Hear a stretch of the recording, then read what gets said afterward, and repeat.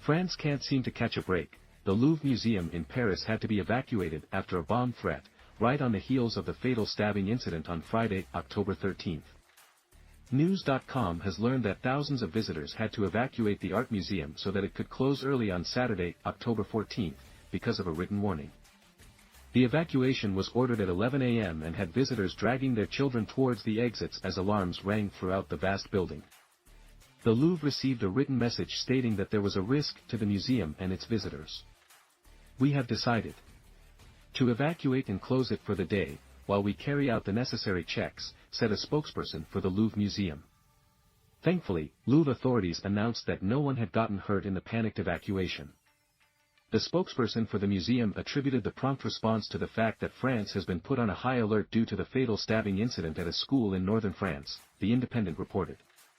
France was put on its highest security alert on Friday, October 13, after a 20-year-old suspected of Islamic radicalization attacked a teacher and 3 others at the Gambetta-Carnot Secondary School in the city of Arras in northern France.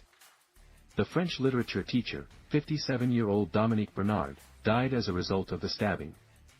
The office of French President Emmanuel Macron indicated that the 7,000 troops would be deployed for additional patrols by Monday evening, October 16, and that they would remain on duty until further notice. The President's office said that this deployment is part of an ongoing operation that regularly conducts patrols in major city centers and tourist sites, Reuters reported. The stabbing is currently being investigated by the counterterrorism authorities of France, and prosecutors have said that the suspected assailant and several others have already been taken into custody. While classes remained suspended on Saturday, the school remained open for those who wished to come together or seek support. ABC News reported that one mother came in to seek guidance from counselors about how to support her 2 sons, who witnessed the attack in their schoolyard.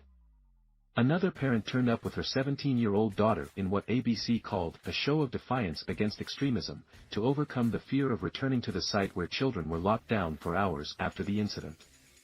"As adults, we are managing with difficulty to take a step back, but for them, their children. They initially thought it was an exercise, so keeping things separate, to say that we've passed from an exercise to something dramatic, is very tricky for them," said Emily Noge, a parent. "It's always the same moments that come back, the schoolyard, the chairs to protect themselves, the stabbings, the whys. Why us? Why Arras? Why the teachers? They were good teachers. They were there to protect us," she added.